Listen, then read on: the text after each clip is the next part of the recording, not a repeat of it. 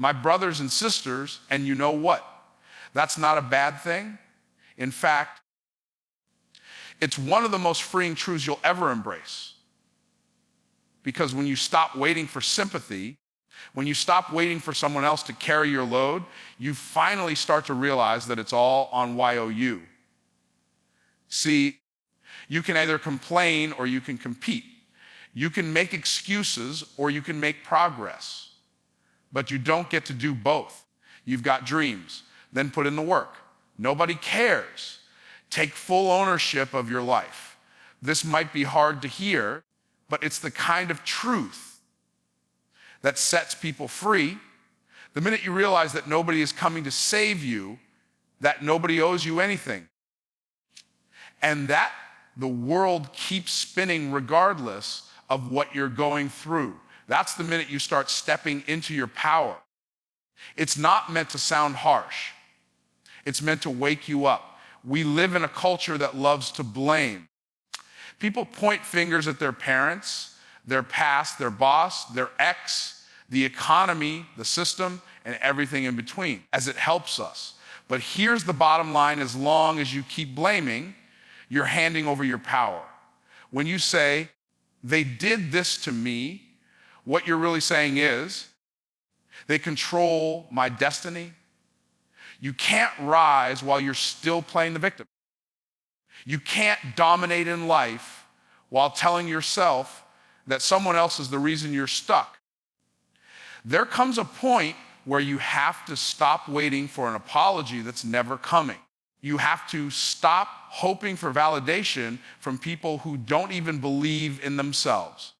You have to stop expecting the world to stop and give you a round of applause just because you tried.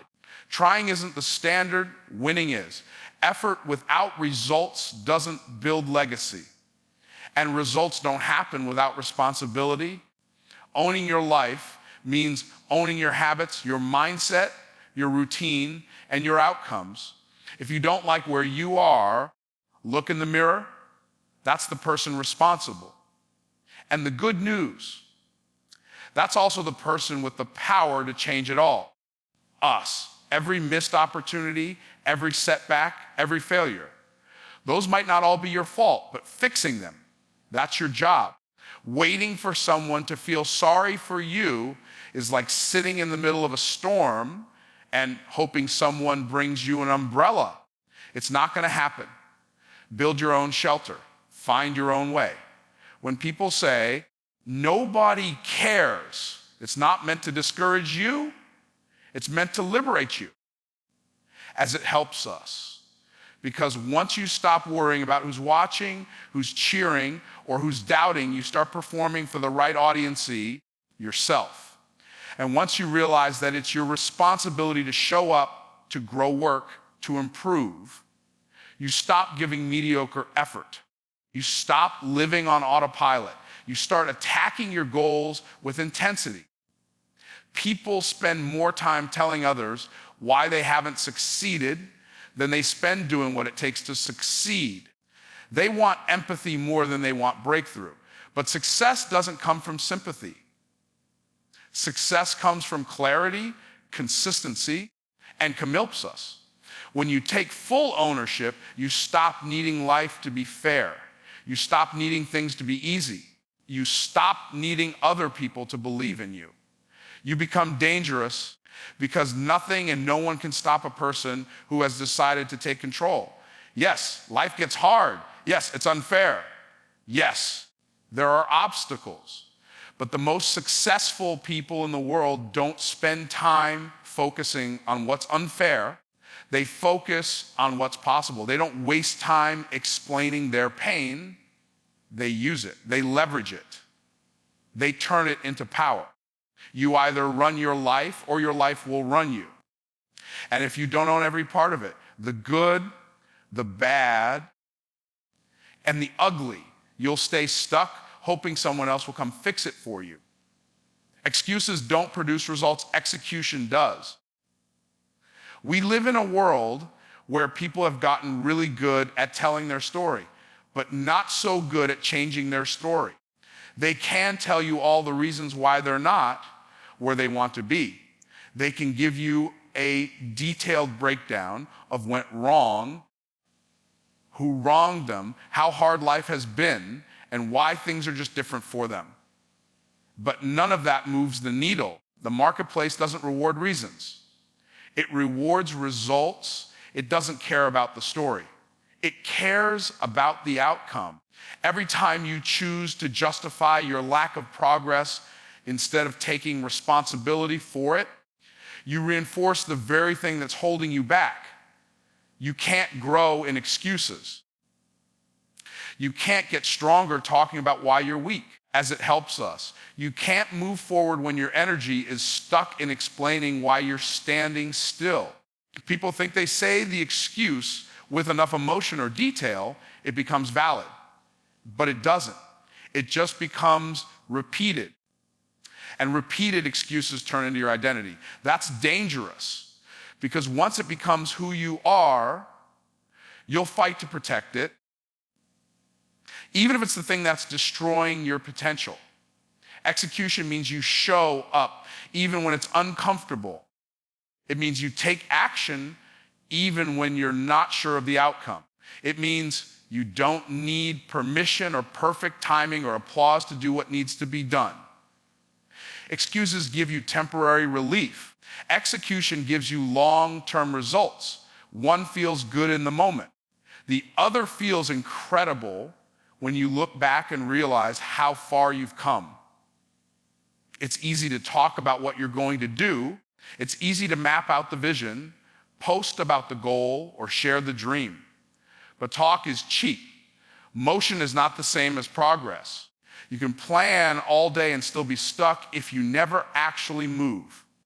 Execution separates the dreamers from the doors. Everybody wants the reward. Few are willing to pay the price. That's why the top is never crowded. Look at the people who are winning. They're not necessarily the smartest. They're not always the most talented, but they are consistent executors. They show up every day, whether they feel like it or not. They make the call, they send the email, they write the chapter, they lift the weight, they work on their mindset.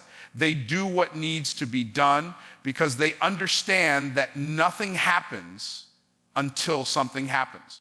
You don't get paid for what you think about. You get paid for what you produce.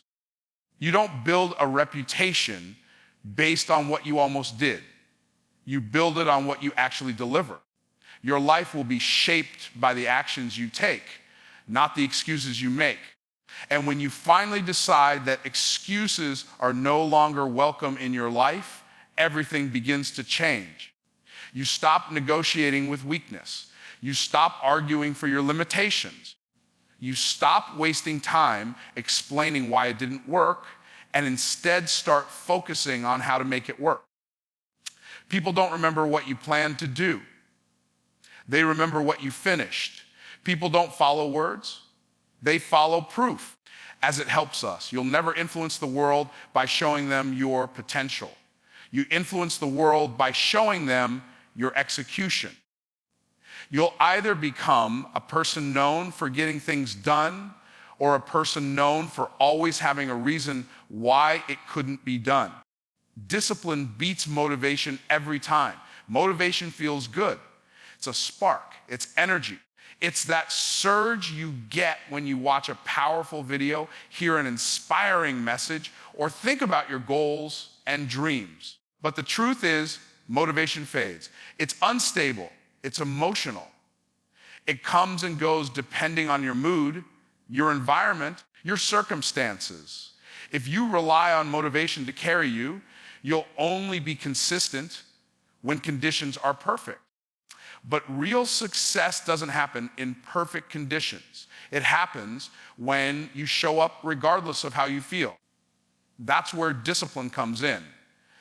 Discipline is doing what needs to be done even when you don't feel like doing it. Discipline is the alarm going off at 5 a.m. and getting up because it's time to work, not because you're excited. Discipline is showing up to the gym on the days your body is sore and your mind is tired. It helps us. Discipline is making the hard decision when the easy one would be more comfortable. It's not driven by emotion. It's driven by decision. Motivation might get you started, but discipline keeps you going when the feelings disappear. The difference between people who dream and people who build is discipline. The difference between average and excellence isn't talent or luck, it's consistency. And consistency is rooted in discipline. Successful people aren't superhuman. They're just individuals who decided to make commitments bigger than their cravings. They don't ask, do I feel like it today? They've already decided, I do it every day. You will not always feel like working. You will not always feel like being focused. You will not always feel strong or clear or confident. But if you've built discipline, none of that matters because you don't follow your feelings. You follow your standards. Discipline means your life is built on habits, not hope. It means your schedule is guided by principles, not preferences. It means you value progress more than comfort. People wait for motivation like it's some magical force that's going to come sweep them into action. But that's not how growth works. Growth is a grind. Growth is repetition. Growth is choosing the hard thing over and over until it becomes second nature. That's why discipline is the real key. You can't trust your feelings to build a future. You have to trust your decisions. You have to anchor your life in choices that are non-negotiable.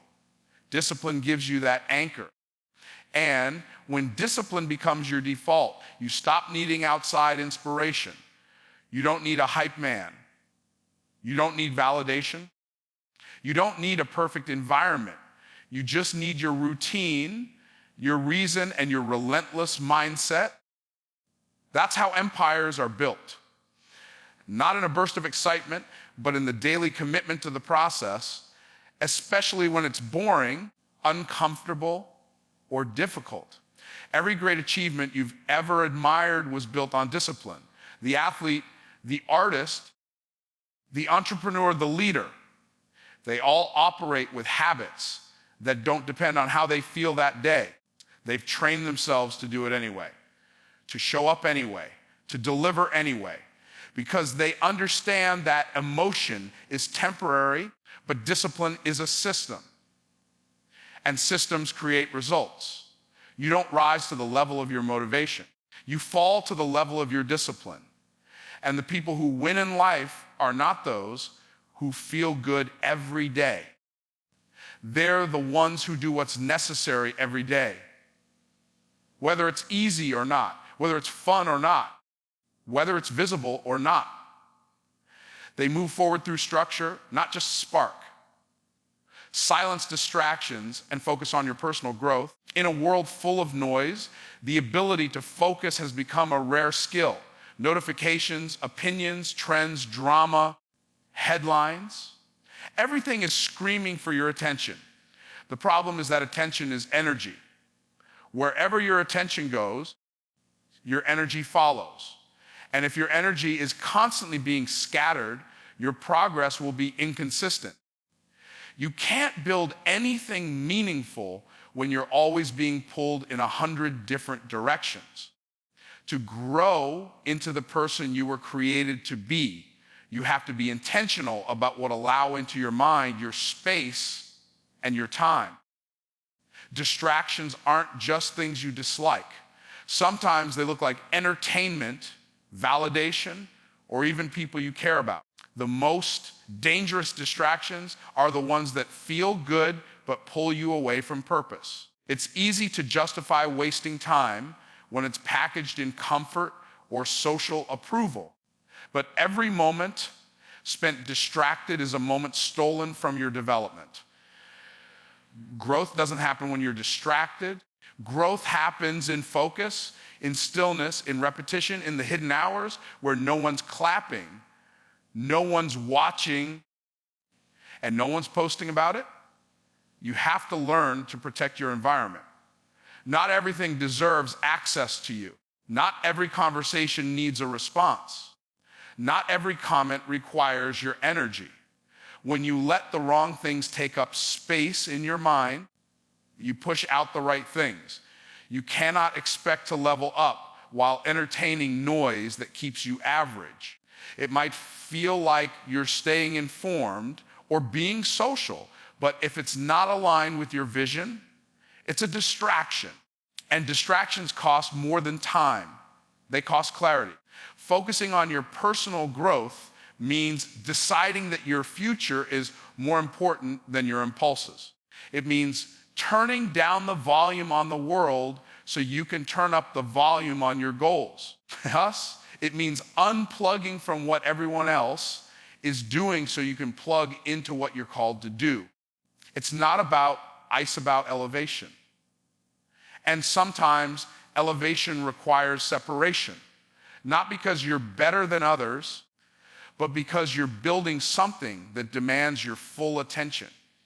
People who grow are people who make space for growth. They read, they reflect, they write, they train, they build systems. They invest time in developing themselves instead of trying to stay current with everything that's trending. Trends pass. Growth compounds. The time you spend scrolling could be time spent learning. The time you spend gossiping could be time spent planning. The time you spend reacting could be time spent creating. Growth doesn't shout, it whispers. And if you're too distracted, you won't hear it. Focus isn't about doing more. It's about doing what matters as it helps us. It's not about being busy. It's about being effective. Every distraction you eliminate creates space for intentional action. Every time you say no to noise, you say yes to your next level. You have to be bold enough to unplug from things that don't serve your vision. That means cutting back on digital clutter as it helps us. That means setting boundaries with people who don't respect your time. That means getting quiet enough to hear your own thoughts and disciplined enough to act on them. Your growth is your responsibility. Nobody is going to hand you peace, clarity, or development. You have to carve out that space yourself. And it starts by recognizing what's pulling you away from your purpose. If you can learn to silence distractions, not just once, but daily, you'll create the mental space, the emotional bandwidth, and the time required to evolve. Personal growth doesn't happen by accident. It happens when you take control of your focus and guard it like your future depends on it. Because it does. Your value is measured by what you produce, not what you intend. Intentions sound good. They give people comfort. Talking about what you plan to do can feel like progress even when nothing is actually changing. People love to say, I was going to, I meant to, or I'm planning on it. But none of that creates results. Intentions don't build businesses, don't improve health, don't create impact, and don't change lives. Execution does. The world doesn't move for ideas. It moves for action. You don't get rewarded for what you almost did. You get rewarded for what you finished. Too many people are living in the land of good intentions. They have big dreams, but small follow through. They can talk all day about their goals, but when it comes time to do the work, they disappear. They feel productive because they're constantly getting ready, but preparation without execution turns into procrastination. You don't need more planning if you haven't acted on the plans you already made. You need to shift from thinking mode to doing mode. Ideas are potential. Action is power. In every industry, in every field, value is based on output. What did you build? What problem did you solve? What result did you create? That's what determines worth. Nobody gets hired, promoted, or paid based on how inspired they are. They get those things based on the results they deliver. Your value rises as your results increase. And those results only come when you move beyond your intentions and produce consistently, especially when it's hard. Intentions are comfortable because they don't carry risk. You can't fail at something you never actually start. And that's why many people stay stuck in planning and talking. They're trying to protect themselves from the disappointment of failure. But without risk, there's no growth. Without producing something tangible, there's nothing to measure, nothing to improve, and nothing to reward. You have to be willing to move, even when the outcome is uncertain. You have to get in the game, not just sit in the stands talking about strategy. Real value is about contribution. It's about bringing something into existence that didn't exist before. Whether that's a product, a service, a solution, or an idea put into motion, it's about creation. You're not valuable because of what you hope to do one day. You're valuable because of what you're doing today. That's the shift. Stop asking yourself what you're thinking about doing and start asking yourself what you've actually done this week, this month, this year. That's the scoreboard. People respect consistency. People remember what you deliver. And if you want to level up in life, whether in business, relationships, or leadership, you need to become known as someone who produces. Not someone who talks about it. Not someone who plans endlessly. Someone who shows up and gets it done, even when it's not perfect. Doan beats dreaming every single time. Intentions won't open doors. Results will. Your actions become your reputation. And your reputation determines the opportunities that come your way. You want to be trusted, respected, and elevated. Then develop a habit of execution. Show up, deliver, create value. Over and over again, you'll stand out, not because you talk louder, but because you worked harder and followed through. Most people won't do that. Most people stop at intention. But the ones who rise are the ones who keep producing. That's how value is built. That's how lives are changed. That's how legacies are made. Grind now so your future self can live free. There is a cost to every dream, and you either pay it now in discipline or later in regret. Too many people want freedom without sacrifice, results without effort, success without struggle. They want the rewards of the grind, but not the grind itself. But the truth is, the life you want in the future is being built by the work you're willing to do right now. Every day, every choice, every hour you dedicate to growth, to skill, to discipline. That's the down payment on your future. There's nothing glamorous about the grind. It's early mornings, late nights, long hours, and 1,000 repetitions that nobody claps for. It's doing what most won't, so later you can live how most can't. It's uncomfortable, repetitive, and often thankless, but it's also where the transformation happens. The grind is what separates those who talk from those who execute. You're not going to feel like it every day. You're not going to wake up motivated all the time. But the ones who win are the ones who show up anyway because they understand that temporary pain creates permanent strength. Freedom doesn't show up by accident. It's earned through seasons of discomfort. While others are relaxing, you're reading. While others are partying, you're planning. While others are complaining, you're building. You're making deposits into your future life while they're spending time they'll never get back. And years from now, when they're stuck in the same cycle, you'll be living in the harvest of your grind. That's the real reward, knowing you chose to plant seeds when everyone else was distracted. There's a version of you that's wealthy, healthy, clear-minded, focused, and free. But that version isn't handed to you. You have to earn it. And that means embracing the work, not running from it. That means choosing progress over pleasure, commitment over comfort, purpose over popularity.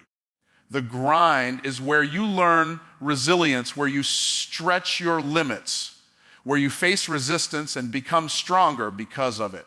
The grind is not the enemy, it's the path. Too many people sabotage their future because they want short-term ease. They'd rather escape than endure, distract instead of develop, coast instead of climb. But if you're always choosing what's easy now, you're signing up for a harder life later. When you grind now, you build skills, habits, and character that compound over time. Those things create options. And options are the real definition of freedom. The freedom to say no, to walk away, to build your own path without begging for opportunities. Your future self is watching you. That version of you is depending on your choices today. Will you give them a life they're proud of, or will you leave them cleaning up the mess of procrastination? It's not about perfection. It's about persistence. It's about stacking small wins every single day. One more rep, one more call, one more chapter, one more hour. Every little step adds up. You don't need to do everything at once, but you need to be doing something every day that moves you forward. The grind will cost you comfort, but it gives you confidence. It will cost you convenience, but it gives you capacity. It will cost you entertainment, but it gives you elevation. Most people choose to coast because they think they have time. But time is the most valuable resource you have, and once it's gone, you don't get it back. The grind is what protects your time, multiplies your results, and builds the life you were created to live. You won't always feel like it, but the future version of you will thank you for every early morning, every sacrifice, every moment you chose to grind.